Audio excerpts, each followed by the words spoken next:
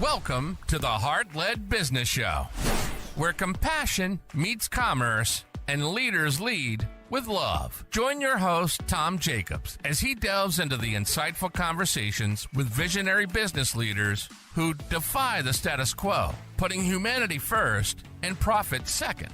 From heartfelt strategies to inspiring stories, this podcast is your compass in the world of conscious capitalism.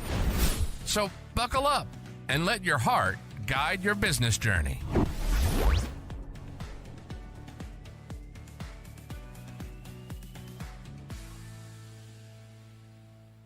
Hold on to your headphones, slip into a comfy seat, and secure your drums as we dive deep into the world of the heart-led hustle. With us today is an entrepreneurial eagle soaring the success skies he has crafted himself. Stephen Kopshaw, the formidable Frankenstein of the Freedom Framework. That's F-R-E-E-D-O-M framework.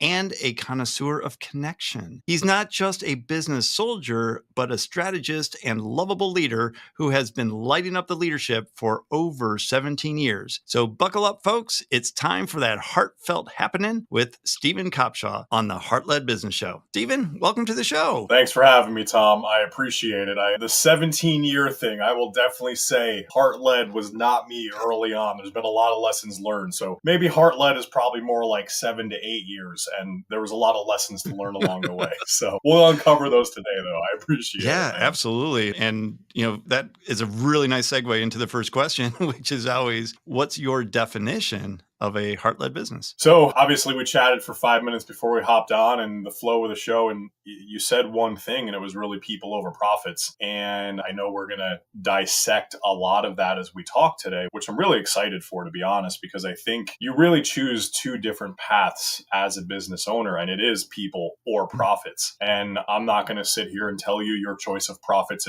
is wrong. It's just not for me. One of my favorite sayings, an African proverb, is if you want to go fast, go along. And if you want to go far, go together. The reality is, for me to live my version of freedom and enjoy life, I enjoy doing it with people that I enjoy being around. So you mentioned the word connection. For me, relationships is probably one of the most important things. It's allowed me to have fun, have access, meet new people, learn new things more than what I would consider other avenues might teach me. And in order to have those opportunities, I need to lead with a people first or heart-led mentality. And that's probably one of the things that just served me the most over that career. I opened my first adult business in 2009, and I opened my first business in 2000. Here, 22 years later from that first one, if it wasn't people focused or heart focused and just doing, call it the right thing focused, I don't think I'd be able to be having this conversation with you today. So that's kind of the way I think about it a little bit. Could you define adult business, maybe?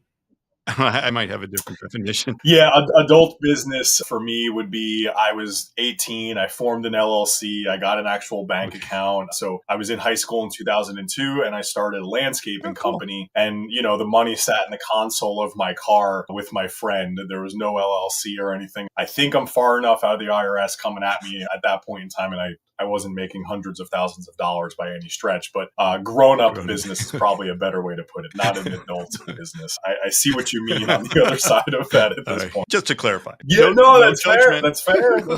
Listen, Tom, I am people-focused in my adult business, Tom. Yeah, I know. I had that kind of same experience. You had the little hustles as a teenager, and when you put your big boy pants on and get that LLC and that checking account, it really feels really real at that point too. Yeah, cool. So why the shift then from, you said earlier that maybe the first 10 years were not the heart-led hustle that it is today. What happened during that time that made the shift for you? Yeah, I'll kick it off with the statement that always rings in my mind that I said way back when, and then a little story behind it. But I remember one time just saying, I don't need to say thank you to my employees, their paycheck. But I just honestly speaking, that is who I used to be. And I didn't fully appreciate or understand the value of my team, the value of my employees who believed in me, the business, the vision. And those are things that it took me time to truly get it and understand it. And at this point in time, I'm pretty much polar opposite. But in 2014, so about 10 years ago, I remember just going through a rough time where I had a couple of businesses and I wasn't happy. I wasn't free, right? Like I had 4 businesses at the time, brick and mortar. And for all intents and purposes, if you have 4 different businesses, brick and mortar, you should probably not be working in them like 15 hours a day at that juncture. But the reality is I was. And I was because I didn't know how to be the leader that I needed to be. I actually had a conversation with my mentor at the time. His name is Kevin. And he said to me, he's like, well, why do you think you're going through this? Like, why is it tough or why are you not happy? And I'm like, well, this problem, they don't do their job. The lead stinks and this and all these things. And I just pointed the finger, which younger, more immature Steve that think the world owed him something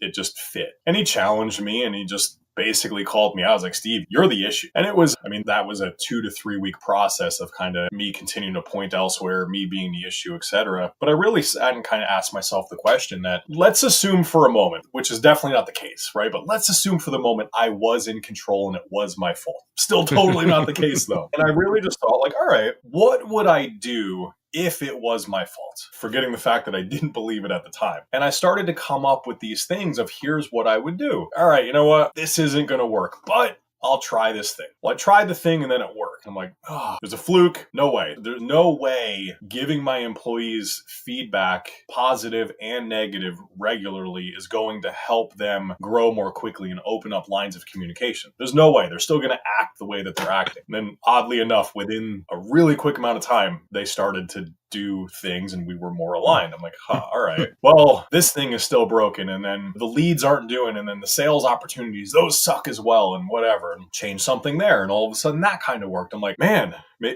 maybe it is my fault. Like maybe I'm the one that's the issue here and I'm just not seeing it. And I started to kind of take that approach. I don't want to kind of go down that extreme ownership mentality where every single thing is my fault. I do believe that there are things that are outside of your control to an extent, but I also believe you can still reduce how much they impact you and your belief system about it. But it was a 1 or 2 year transformation of trying to solve these things. And in my first 5 years of my grown-up business, I had only gotten to those 4 locations.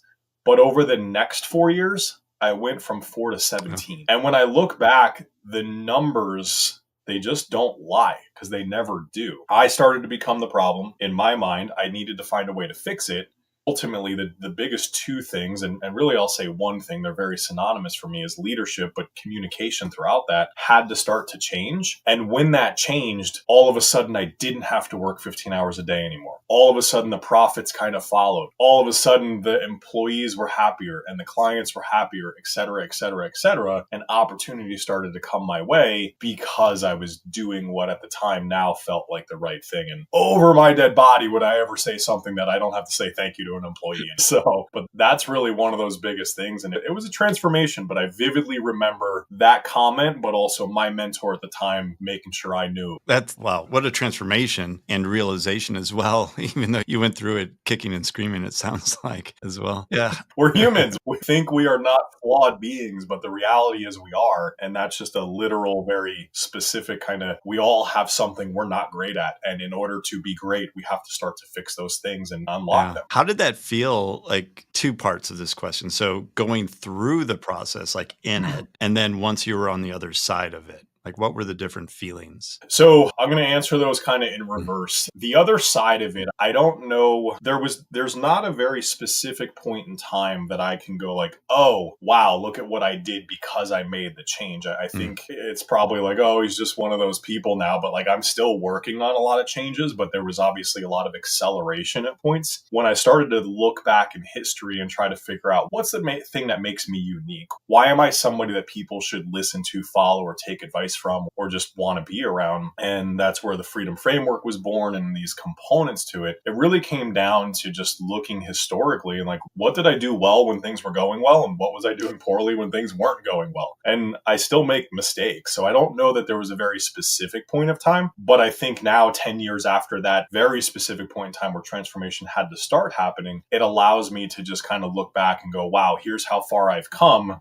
I didn't come this far to only come this far, as Tom Brady might say, right? So there's still more work to be done there. But the transition point was, at first it was rough. Like that first month or two when I'm like, no, it's not me. Well, but let me try to figure it out. And then how could my mentor that I pay so much money to tell me I'm the reason that like he knows my life? And just there was a big identity issue that kind of went on throughout that time. It just became this whole like, wait, who am I? What do I want to do? How do I want to be? Who do I want people to perceive me as? What is my brand ultimately? And those things, like when you don't know those as a grown up, a little bit hard. You're like, man, like I'm approaching 30 years old and I don't know who I am right now. So it was pretty rough. But as I started to kind of test it and change those things and be very deliberate in what I was focusing on, you could see on the other side that there was positive results. So pretty quickly, I started to kind of appreciate the journey. And I'd also say that's when I was like, all right, I need to start reading more books or listening to audiobooks.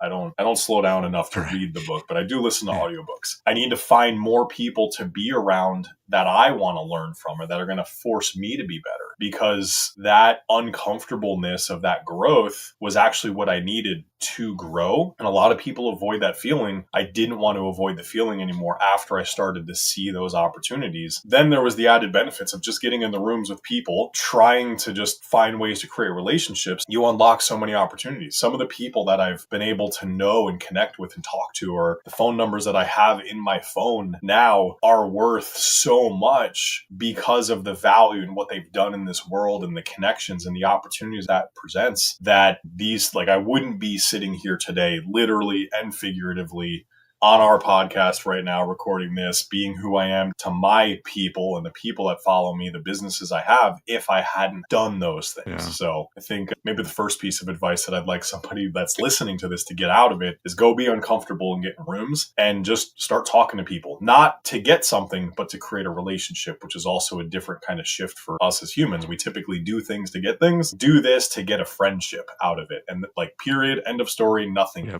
And that's interesting. It takes time to get that ROI. Yeah. Well, and does there need to be an ROI? I mean, as you're growing your network, it is what it is. It doesn't necessarily have to be an ROI attached to it. Well, so figuratively, from a profitability standpoint in dollars and cents, there does not need to be an ROI. From a relationship currency side of things, having that extra relationship is an ROI, right? Like that, having somebody else in the world that I can reach out to. I'm having a bad day. I need somebody to talk to. I need advice. I want to, hey, you're hosting an event. Can I come and just help? Like all of those things that are not tied to a financial outcome is a positive ROI for me. And that's where it comes into kind of that ROI. So the relationship currency ROI would be very specific. No, that totally makes sense. And you said something earlier in that your identity was tied up in a certain way, and it was that shift of identity that you needed to make. And I hear a lot about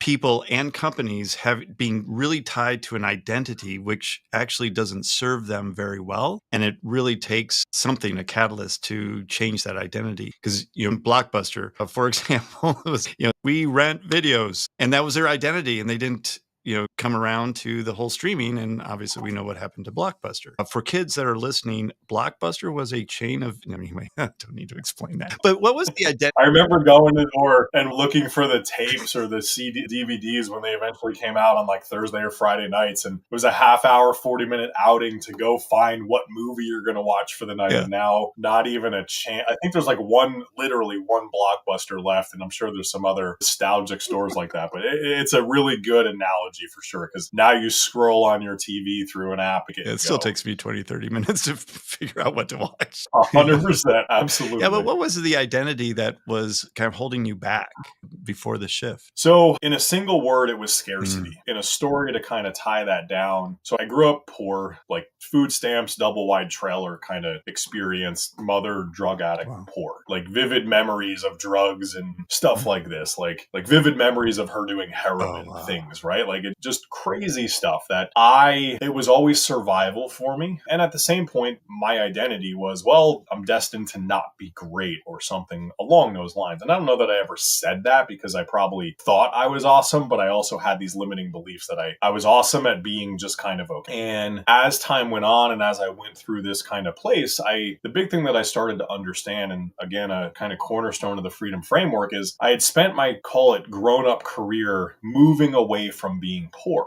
and making sure I was never going to be poor again. Still staying poor, but I was never poor enough to be on food stamps again, but I never really had enough money to go and enjoy life, as I mentioned. So I started to kind of think about it from a visual perspective. If poor is this spot right here, I can completely run circles around this spot. 8 hours a day, 6 days a week, never go into that poor spot. So technically never being poor again, but pouring energy into never getting there. Or I could start to realize I wanted to go from this poor spot to not poor over here and spend 8 hours a day, 6 days a week, moving towards what I want. And fear of going somewhere is way more powerful. Fear of loss, fear in general is more powerful than gain. We know that as humans, right? If you win $100, you're excited. If you lose $100, you're like really upset, man, I lost that. And it's the same delta. It's the same gain or loss ratio. That winning is less exciting. So for me, I had to start to realize, what was I waking up for and working towards in life versus what was I trying to avoid in life? Because working towards something will avoid it, but also get me somewhere, or I can just spend all that energy to avoid it. So that energy, that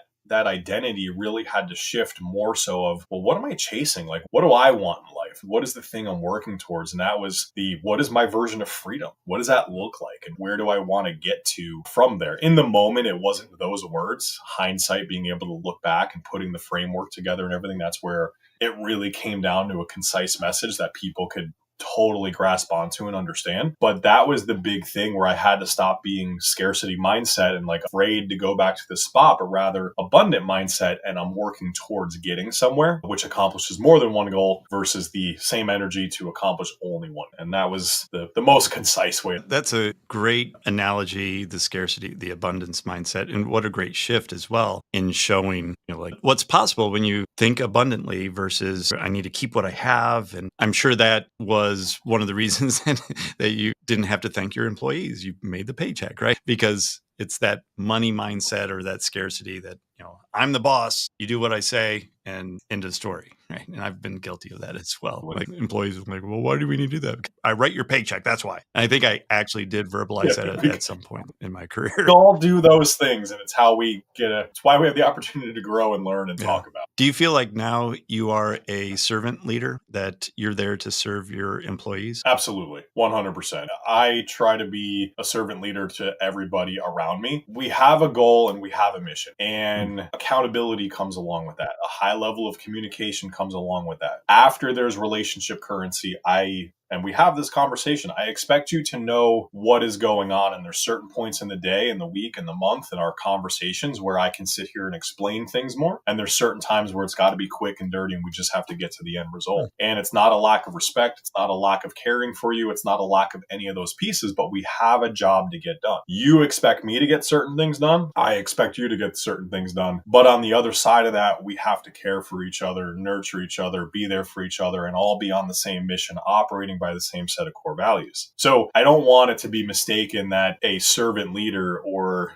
somebody that is heart-led is somebody who should be allowing people to walk all over them, because it has happened. And I definitely pendulum swung to be, I'll be here and no matter what, and I don't want to hurt your feelings. And, one of the ways that I talk about things like accountability and feedback is I'm here to help make you better, but you're here because you have a skill set that I don't have. So we both can learn from each other and we both provide value to each other. My value to you is the feedback and creating opportunity. And the most important thing for me is I pour into you so much that you go and you're able to get another opportunity somewhere else. But my expectation, and I'm telling you my expectation, so it's not just stuck in my brain, and we're communicating and we're creating an agreement. And if you're not okay with this, then this is not the place for you. But my expectation is when you have that opportunity, when you have outgrown this company, you are not going to leave me high and dry. That's my ask, right? But that's my goal. I want you to grow so big, because if you do, you only help the company so much. But please don't squash or do anything negative along the way. And those conversations up front, now they move from expectations to agreements. And it's two-way. We understand each other. And my job in that is giving you feedback. Sometimes it's critical. Sometimes it's to help you grow. Sometimes it's you did an amazing job and you're awesome. And all the time it's with the right intent. And there's some processes and systems that I've put in place. But I want to deliver soft skill and hard skill. Soft skill,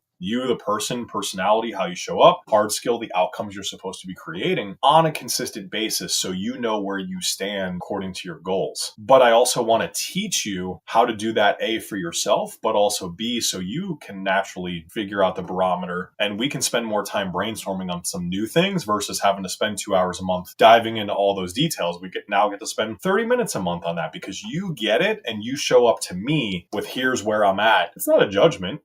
When I give you feedback, you know it's not out of feelings. It's just out of intent to help make you better. My job is to deliver to you in a kind, appropriate manner. And your job is to not take it personally. Yeah. And if you're not sure, your job is to then ask questions and clarify things. But it's also not an excuse for me to be mean, for me to be disrespectful or things there. And that's where I say leader, servant leader, but communication is it is the root of opportunity when it comes to an employer-employee relationship and being able to help people grow. You have to be able to communicate. People have to be able to understand you. And that's not just the words that you use, but it's also your body language. It's how you say it, your tonality that starts to matter. Yeah, absolutely. And I like what you said too about the intent of the message. I think I do sales coaching, and that's 100% is what we talk about is the intent of what you say is for what purpose. And if the intent is to hurt somebody, well, that's probably going to happen. If the intent is to help them grow, then that will help as well. And that intent starts with yourself, and it should come through in the communication style then to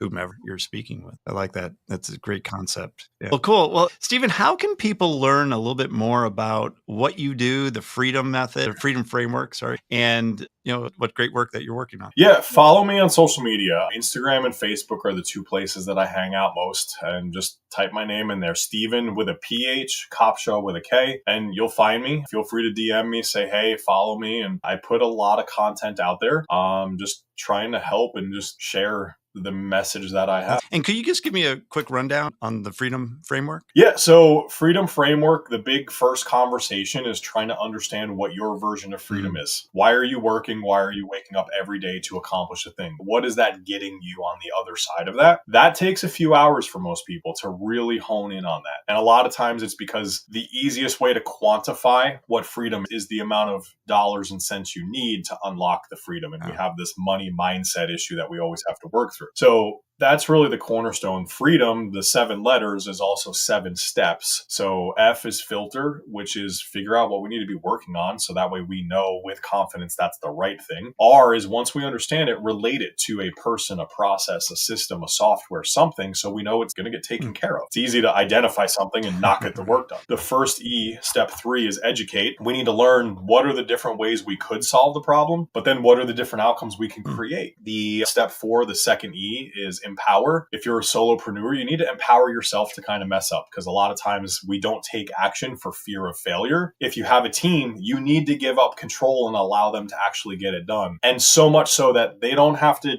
text you to say, hey, I can't get into the system and get the 2-factor authentication code again, right? Like empower them to get it done. Step 5, the D, is define. Define what success actually looks like. So that way we know, is it worth doing this? You don't want to spend $50,000 of effort, time, and money to create a $51,000 outcome. So we want to make sure we're doing it for the right reason. But also, when you get there, we need to kind of have that debrief opportunity of did I underperform? What did I learn through the process? How do I change it next time? Step 6, the O, is optimize. We essentially have to ask the question of, without adding additional resources, so don't spend more time or money, can I increase the ROI on the thing that I'm doing or we're focusing on? Or can I get more juice, so to speak, out of the squeeze? Step 7, M, maximize. If I was to spend more time or money, hire somebody, get a new software, whatever, would the ROI be worth it? And I typically say we need to be able to get a 3 or 4 to 1 ROI for it to make sense. Otherwise, you probably shouldn't invest the time and money to go do that. And then as we go through those process, we check all those boxes. We now go back to filter. And what is it that we need to be working on? If you're a client of mine, we break down that filter step. So one of the biggest issues is most business owners don't know how to quantify what they have to work on. So I have the profit per acquisition formula, which is ultimately a diagnostic tool for us to start to look at our business a different way and give you a higher level of confidence to be able to actually focus on the thing you're doing. Because we oftentimes think, yeah, I should fix this,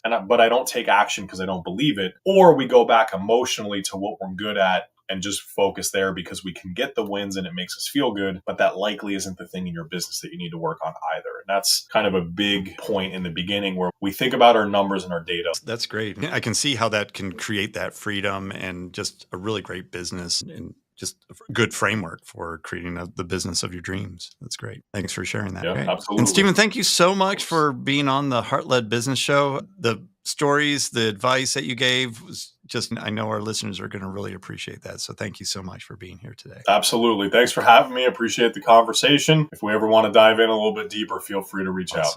And thank you, listeners, for listening and watching today's episode. I certainly appreciate it. I know Stephen appreciates it as well. But make sure that you're also checking out everything that he's doing, and we'll link all of that up into the show notes. Take him up on that offer, send him a DM, say hello. I know he'll certainly appreciate that when listeners reach out like that. And if you could do me a solid favor as well and give the show a rating and review. Just takes a few seconds. Just hit that rating button on Spotify, Apple. That helps spread the word about the show and get more people involved in the heart-led business of their dreams. So until next time, lead with your heart. You've been listening to the Heart-Led Business Show, hosted by Tom Jacobs. Join us next time for another inspiring journey into the heart of business.